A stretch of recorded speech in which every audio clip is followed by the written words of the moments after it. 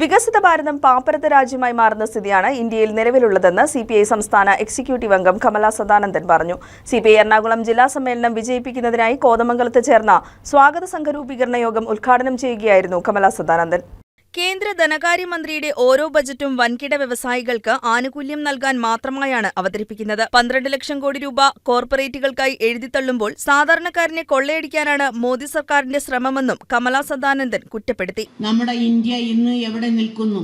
ഈ സമ്മേളന സമയത്ത് നമ്മുടെ ഇന്ത്യ രാജ്യം, പ്രത്യേകിച്ച് കേരളം ഉൾപ്പെടെയുള്ള സംസ്ഥാനങ്ങളെ എങ്ങനെ കാണുന്നു എന്ന് നോക്കിയാൽ ഇത്തവണത്തെ ബഡ്ജറ്റ് മാത്രം എടുത്ത് നോക്കിയാൽ മതി. സാധാരണ ബഡ്ജറ്റ് അവതരിപ്പിക്കുമ്പോൾ ഇന്ത്യൻ പ്രസിഡന്റ് പാർലമെൻറ്റിൽ വന്ന് നയപ്രഖ്യാപന പ്രസംഗം നടത്തും. സംസ്ഥാനങ്ങളിലാണെങ്കിൽ ഗവർണർ വന്ന് നടത്തും. അതിനുശേഷം ധനമന്ത്രി ബഡ്ജറ്റ് അവതരിപ്പിക്കും. ഇത്തവണ ബഡ്ജറ്റ് അവതരിപ്പിക്കാൻ നിർമ്മല സീതാരാമൻ പാർലമെൻറ്റിൽ വന്നപ്പോൾ ആദ്യമായി പറഞ്ഞത്, ഞാൻ ഒരു വികസിത ഭാരതത്തിനുള്ള ബഡ്ജറ്റ് അവതരിപ്പിക്കുന്നു എന്ന് പറഞ്ഞുകൊണ്ട് ആ ബഡ്ജറ്റ് അവതരിപ്പിച്ചിട്ട് ടോട്ടൽ പറഞ്ഞത് 54.45 ലക്ഷം കോടി ചെലവ്, വരവോ 34.96 ലക്ഷം കോടി. അപ്പോൾ ബാക്കി പൈസയ്ക്ക് എന്ത് ചെയ്യും?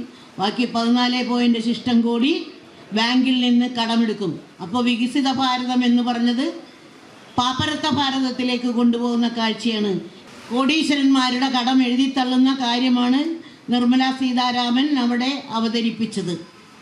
എന്നിട്ട് പറഞ്ഞു, ഞാൻ കഴിഞ്ഞ തവണ വരെ, ഈ കഴിഞ്ഞ വർഷം വരെ 7 ലക്ഷം രൂപ വരെ ഉള്ളവർക്കാണ് ടാക്സ് മേടിച്ചിരുന്നെങ്കിൽ ഈ തവണത്തെ ബഡ്ജറ്റിൽ 12 ലക്ഷം രൂപ വരെയുള്ള ആളുകളുടെയാണ് ടാക്സ് വാങ്ങുന്നത്. അങ്ങനെ പറഞ്ഞാൽ എത്ര പേർക്ക് അതിൻ്റെ ഉപയോഗം കിട്ടുമെന്ന് ചോദിച്ചാൽ 145 കോടി ജനങ്ങളുള്ള ഇന്ത്യയിലെ കേവലം 1 കോടിയോളം വരുന്ന സമ്പത്തുള്ള ആളുകൾക്ക് മാത്രമേ അതുകൊണ്ടുള്ള ഒരു ഗുണം കിട്ടൂ. രാജ്യത്തെ പൊതുമേഖലാ സ്ഥാപനങ്ങൾ ലാഭക്കൊതിമൂത്ത ബി.ജെ.പി. സർക്കാർ വാടകയ്ക്ക് നൽകി കൊള്ളയടിക്കുകയാണെന്നും കമല സദാനന്ദൻ പറഞ്ഞു. എൽ.ഡി.എഫ്. സർക്കാരുകളുടെ ഭരണത്തിൽ വിദ്യാഭ്യാസ, ആരോഗ്യ, വ്യവസായ രംഗത്തടക്കം കേരളത്തിലുണ്ടായ വികസന പ്രവർത്തനങ്ങൾ രാജ്യത്തിന് മാതൃകയാണെന്നും അവർ അവകാശപ്പെട്ടു. സിപിഐ ജില്ലാ സെക്രട്ടറി കെ.എം. ദിനകരൻ അധ്യക്ഷത വഹിച്ചു. കേരളത്തിലെ എൽ.ഡി.എഫ്. ഭരണത്തിനെതിരെ വർഗീയ പാർട്ടികളെയും കൂടി അണിനിരത്തി എതിർത്ത് തോൽപ്പിക്കാനാണ് പ്രതിപക്ഷമായ യു.ഡി.എഫ്. ശ്രമിക്കുന്നതെന്ന് സംസ്ഥാന എക്സിക്യൂട്ടീവ് അംഗം കെ.